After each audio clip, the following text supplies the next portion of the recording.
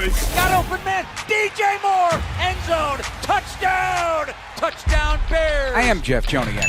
Blitz is on, down he goes! Oscar! What was it like playing for Coach Ditka?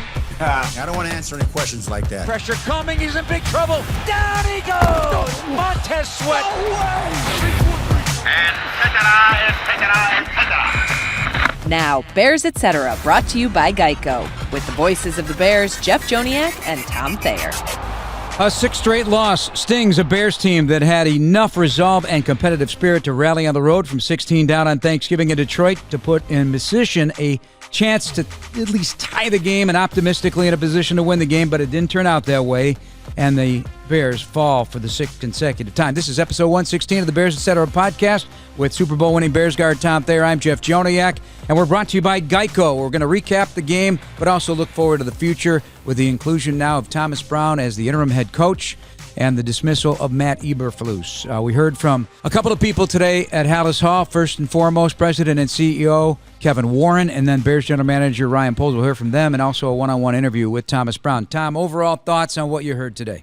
I'm super encouraged by what I've heard by Thomas Brown. First of all, let me start there, because everything he said since the day he was introduced to us at the podium a couple of weeks ago, he has followed through by what he said his plan of attack was for the game field, and Caleb and the entire offense has fought hard till the end.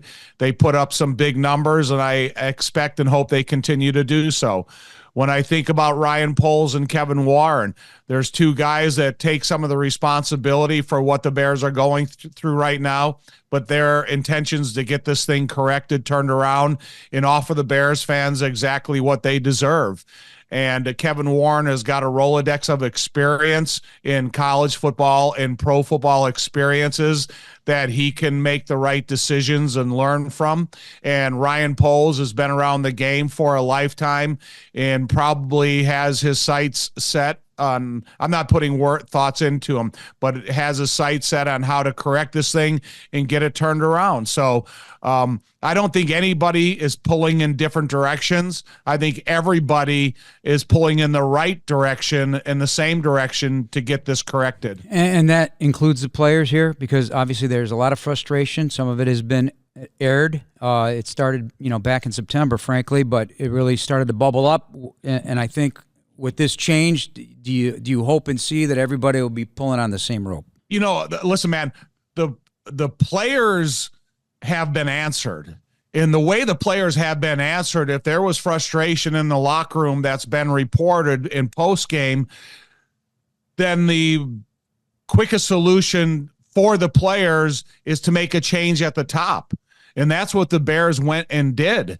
And so now it's up to the players to go out and play a brand of football that this coaching staff, this organization, and the fans can be proud of.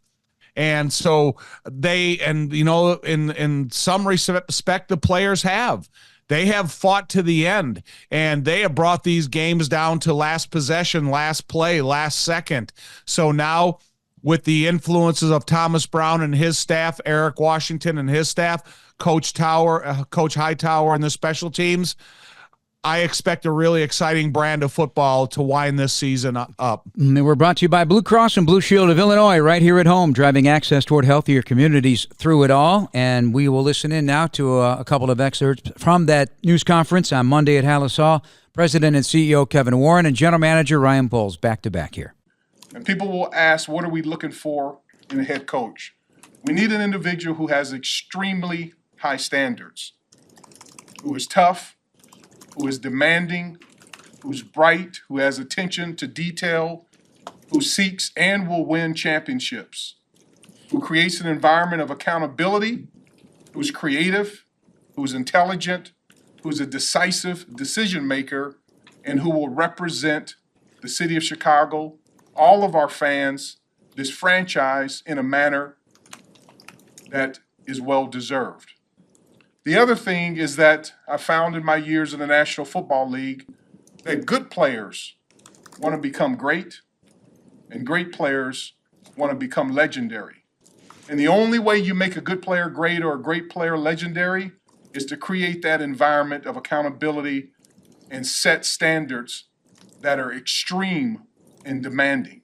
And we will find that person to be able to lead our franchise. But we have to keep in mind that we have 5 regular season games left to play. One this weekend at San Francisco. We're going to do everything we possibly can, from ownership to Ryan, myself, to the coaches, to staff, to our players, to Coach Thomas Brown, that we support each other. We support our players. We could support all of our coaches. Coach Brown to allow us to perform at the highest level. I am confident. I'm energized. I'm excited about this unique opportunity. We will get this right. And we'll be sitting up here in the future, at some point in time, and we'll look back onto this day and say this was the day that we start pointing in the right direction to build the franchise that all of us know that we want to build. But I want to thank Coach Eberflus for his efforts and his dedication while he was here. But at the end of the day, we just came up short too many times. We had to make a change. As I reflect back 2 years ago, I was proud of the progress that we made from year 1 to year 2, but disappointed we weren't able to stay on that track in year 3. In terms of Thomas Brown, I'm excited for him. We love his direct leadership, his command, and his confidence. And I believe he has the traits to lead not only our team, but as well as our offense. I think the key thing to remember is it's not just him on the offensive side of the ball. There's some guys like Chris Beatty who have been very impactful over the last few weeks as we've seen our offense, especially our pass game, continue to grow. So he'll lean on the people around him to continue to let our offense elevate, and Thomas can continue to lead our football team as a head coach. I'm really excited about these next 5 weeks and the opportunity that we have, but I do think it's critical that we focus on San Francisco for the remainder of this week as we get prepared and get our football team prepared. I look forward to circling back in the near future to talk about the search as we put those plans together. The man might be in the building. Thomas Brown getting the opportunity for right now to be the interim head coach for the final 5 games of the season. Anything about Kevin and Ryan's comments there about what they're looking for and the type of person they're looking for? First of all, they understand this is not the perfect case scenario for any professional football team to have to do this with 5 games remaining. But I think when you have 5 games remaining, it's a nice time to evaluate what you have in the building. Is Thomas Brown possibly the right man for the job? Or do they have to go and investigate the other guys that they know in and around the league? I think it's a difficult question to answer as we sit here on Monday going into the San Francisco week. But I think they understand what the job ahead of them is all about and how to make this organization the best organization it can possibly be. Have a new or gently used coat laying around? Head to your local Jewel Osco until February 10th and donate one of your new or gently used coats to the 36th Annual Chicago Bears Coat Drive. Help keep Chicagoans warm this winter. All right, the check-in of status at Hallis, our one-on-one interview with interim head coach Thomas Brown. All right, welcome, first of all. And, I say congratulations even though, it's not the time for congratulations necessarily, right? Not at all. Yeah, it's hard. Yeah, appreciate the opportunity for sure. Accept, again, the responsibility that comes with this role and the challenge ahead. But as you mentioned before, the difficulty of it affecting people's lives. I mentioned before the podium a minute ago just how much I appreciate Matt Eberflus for giving me an opportunity to be on the staff and then elevating me to the OC position. And so I think it's tough anytime these situations come up.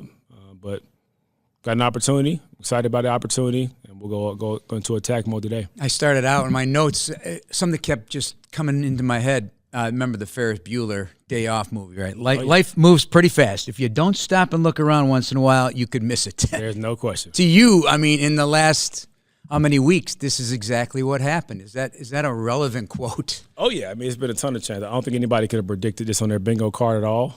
I definitely didn't think about it, from first, having a chance to take over as the OC and having 3 games to call it. And then right after that, you had an opportunity to become the interim head coach. But what I've learned is a guy's plan is always better than my plans. And so I just do the best job I can in whatever role I'm given and maximize that opportunity for everybody else around me. And I went back into an article just a few years back with the Rams.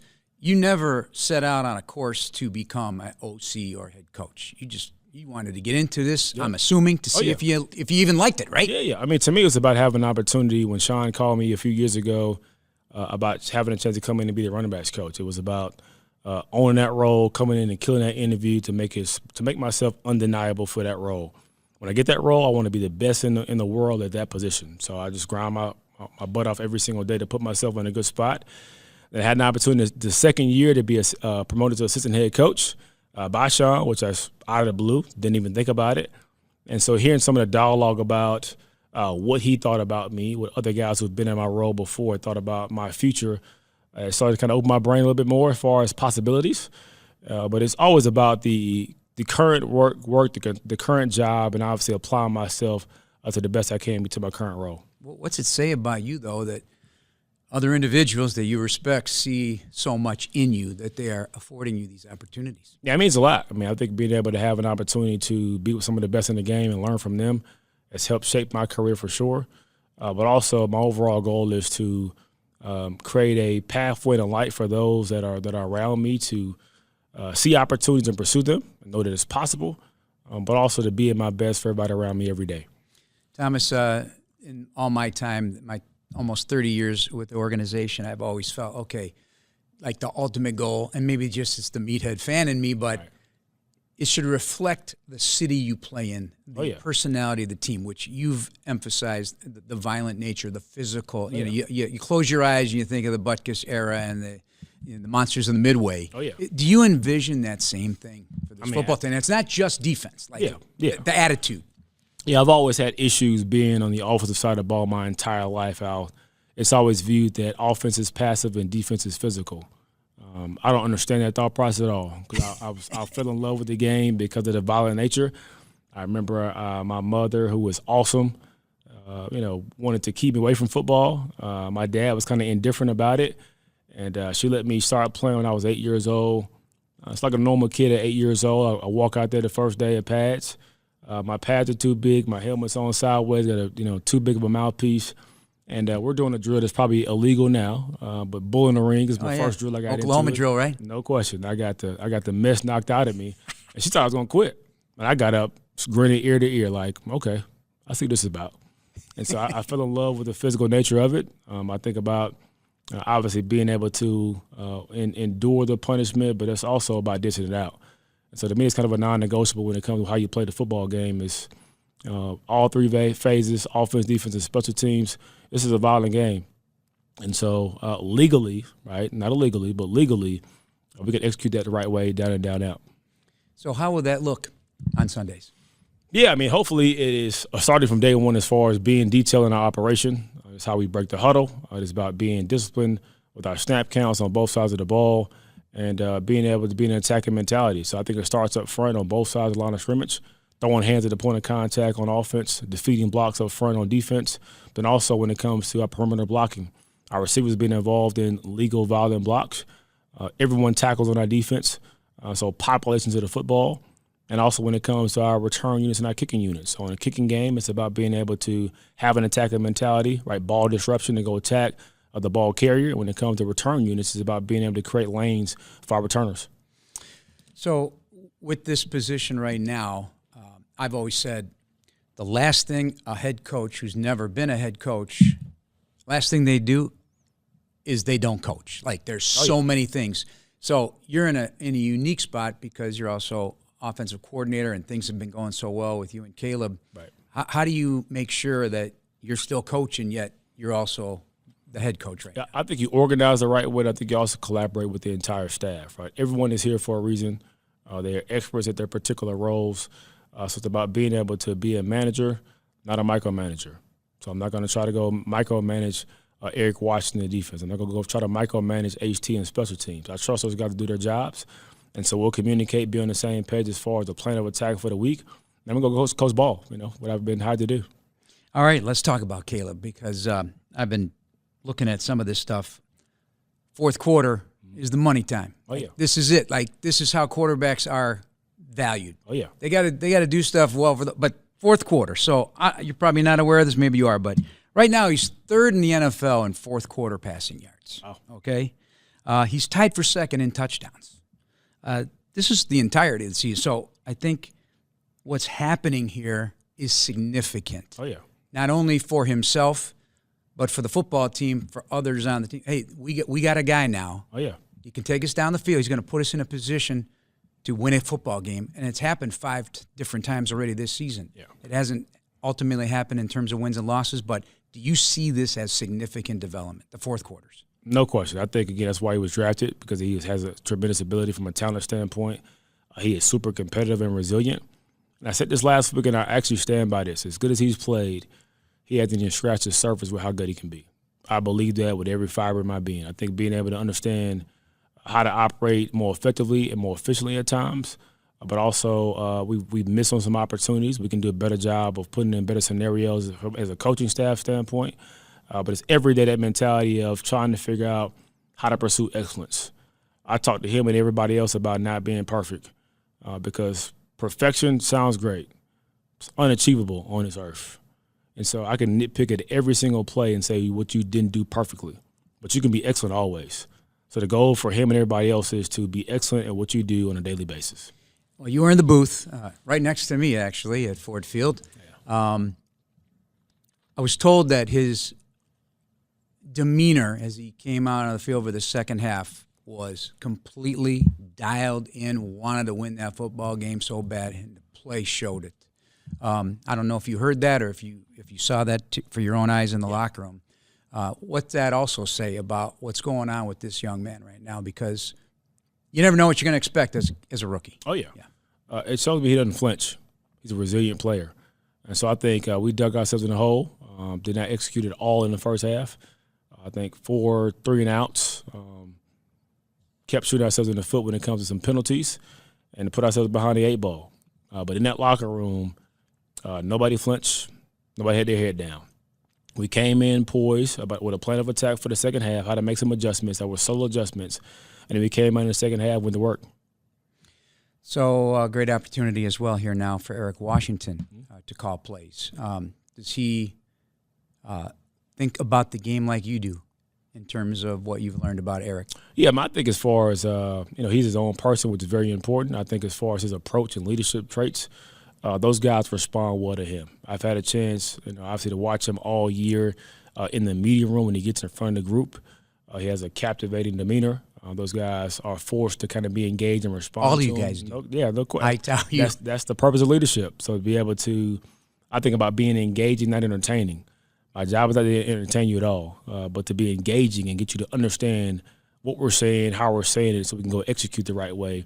And also, it's it sometimes comes off as being motivating. My overall goal is not to motivate you, though. It's to inspire you to be the best you can be.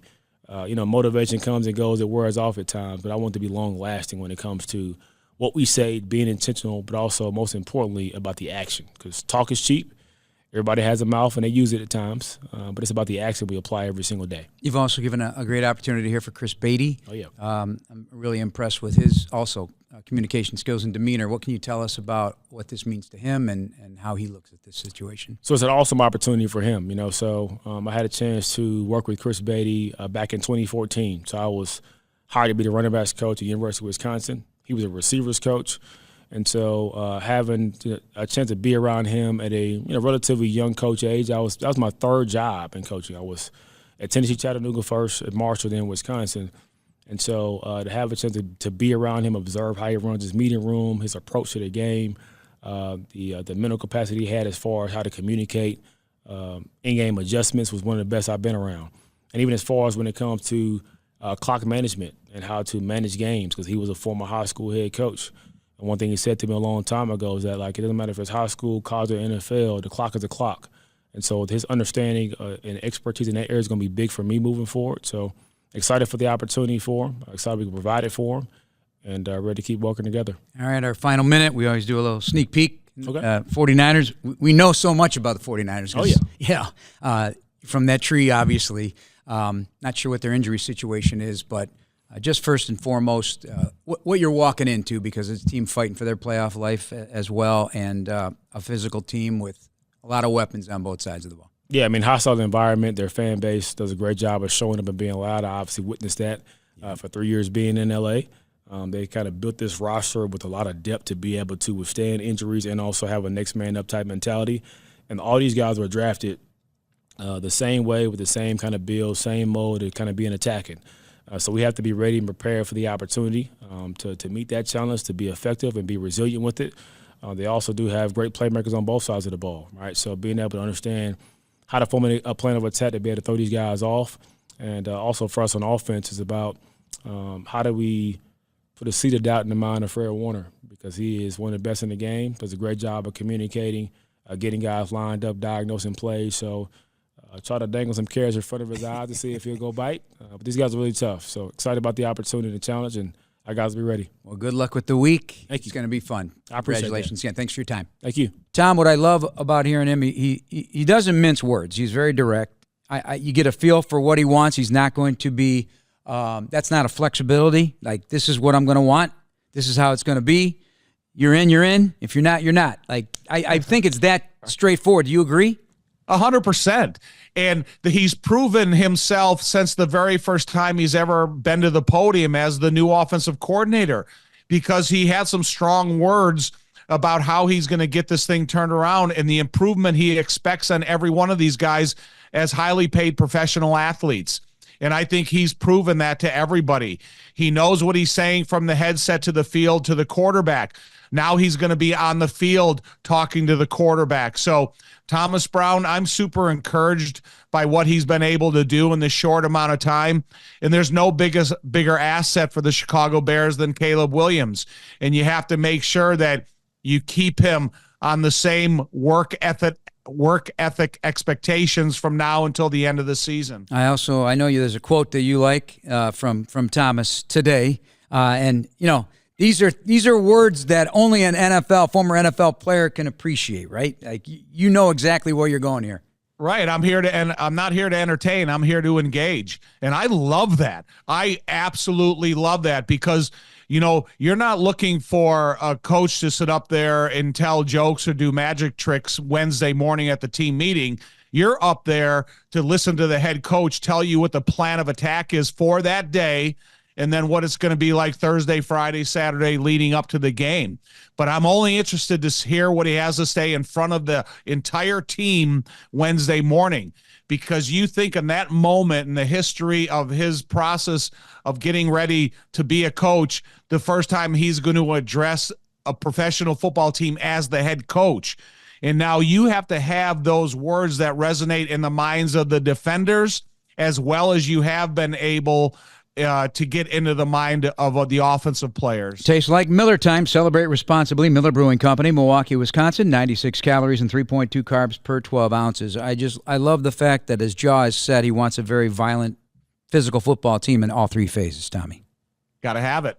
That's football, you know, and again, that's why you get paid a handsome salary when you choose the professional football for a living, because it is about the physical nature of the game, and I'm encouraged that Thomas Brown brings that up regularly. All right, let's talk Caleb Williams and the impact Thomas has had on him. He's really shined in the fourth quarter. Near misses, several, obviously. But spreading the ball around. Target totals are going way up for DJ Moore and Keenan Allen. Keenan Allen now DJ each with 5 touchdown passes. Cole Kmet being used. They're still running the ball. So there's a lot of things we like about what's going on here. But in terms of being clutch and playing that fourth quarter role, the numbers for Caleb are really high. I mentioned him in the interview with Thomas Brown. You have a different twist on it, though, and I think it's the right twist. Well, you know, listen, I'm super encouraged by what Caleb Williams has been able to do during the portions of the most difficult part of a football game and those closing moments, and how he not only protects the football, but he gets profit out of every one of his throws. But if Caleb can do that if Caleb and the entire Chicago Bears team can do that in the first and second quarter and put up those types of numbers, you're really going to increase the advantage of the attack of your defense, because now you complement that good fourth quarter play by good quality point scoring first and second play Now all of a sudden you got pass rushers. You have guys that have the ability to attack the line of scrimmage. You have a chance to be a more aggressive defense when you have guys like Kyler Gordon or Kevin Byard or all the other guys that can blitz from different levels. So let's have that fourth quarter continue, but let's have some of that happen in the first and second quarter, and you're going to see a much more aggressive team. How are you impressed by the 232 straight passes without an interception for a rookie quarterback? Well, it's just incredible because he knows what he's seeing, and he's putting the ball in the right spot for the receivers that he's throwing to. You just think of the one to Keenan Allen where he scrambled outside the pocket, knew exactly where the line of scrimmage was able to deliver a pass low and outside where only the receiver could touch it. So it's those types of accuracies according to where the defensive backs are.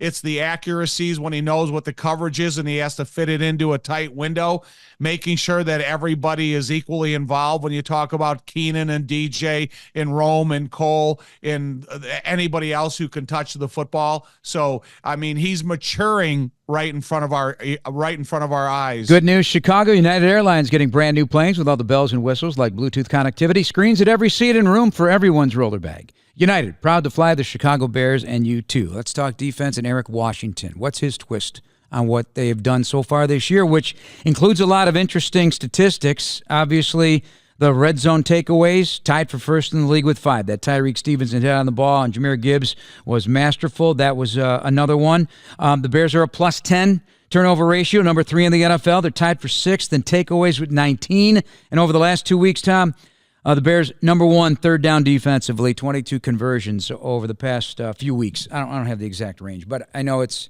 2 or 3, but these are all significant. Listen, Eric Washington has a lot of respect in that locker room, whether you're talking offense, defense, or special team. Eric Washington has a ton of respect from every guy that's on that defense. And I think he has a great understanding of what this defense is able to accomplish. You see the results, as you said, in the red zone, one of the stingiest defenses in the league. And that's why Caleb has been able to be great in the fourth quarter, because the defense has kept the opponent out of the offense.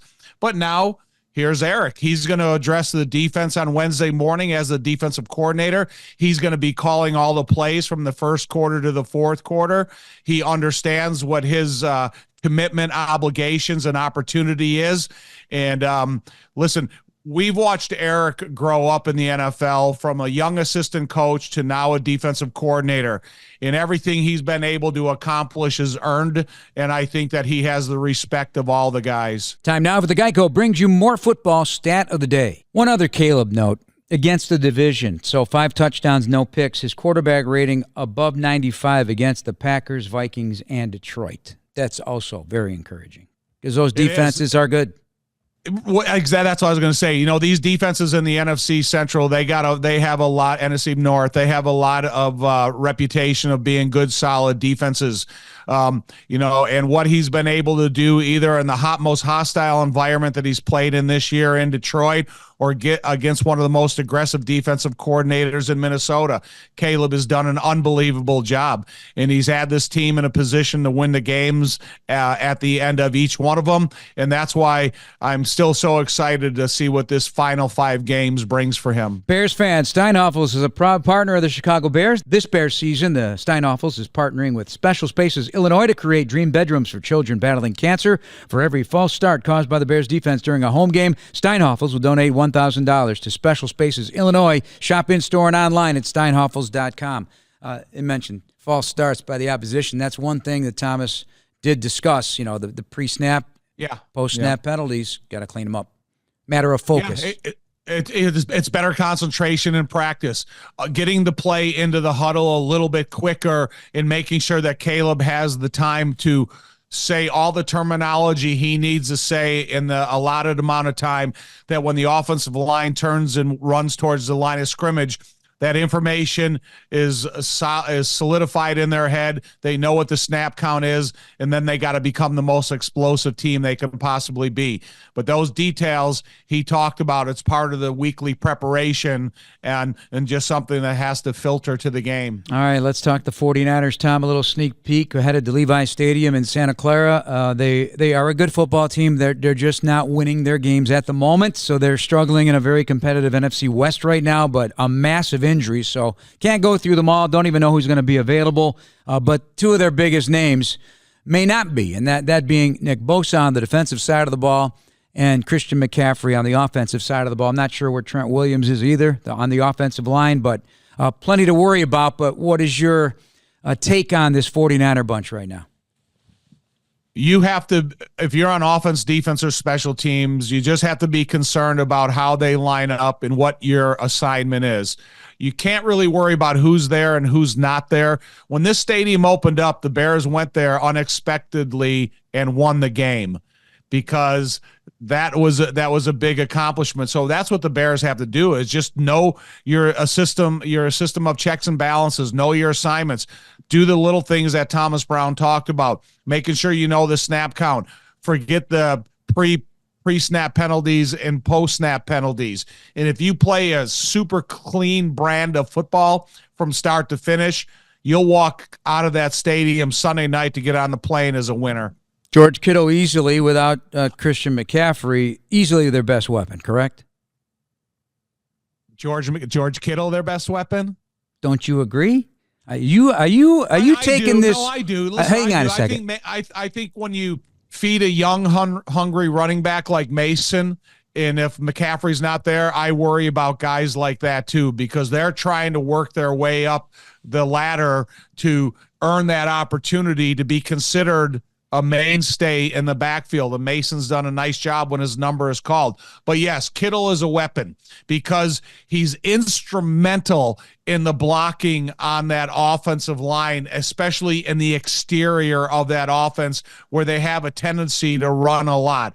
George Kittle is a really good tight end wide receiver combination. He can line up a little bit of everywhere. He runs really good routes and has really good hands. So yeah, George Kittle, he's one of the best tight ends in the NFL, and we'll see, how the Bears take care of him come Sunday night. All right, coming up on our Thursday podcast, episode 117, we will get into the 49ers a little deeper and hopefully get some insight from one of our good friends out there in San Francisco. I'm going to say yet, not guaranteed yet, but hopefully we'll be recommiserating with one of our good buddies, Tommy. Hey, it's fun to talk football, about, two competitive teams that are about to play, not asking for any secrets, just talking about where each team is at this point. We're brought to you by PNC, official bank of the Bears. All right, lastly, I'm glad it's a road game too. I feel it's a little bonding going on. Got to get reacquainted with some new voices and go out there, hang out together for a night and go take care of business.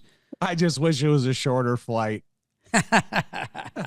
Hey, it's not about us. It's about the game. I know. Like I said, daytime temperature 64 degrees for a high, so it's probably going to be about 55 at kickoff. Natural grass. These guys are going to be flying around. Special thanks to Bears interim head coach Thomas Brown for his debut role in our Bears Etc. podcast. For Tom Thayer, I'm Jeff Joniak. Thanks for listening, everybody. Please subscribe now on the Bears official app, Apple, Spotify, YouTube, or wherever you get your podcasts. Bear down, everybody.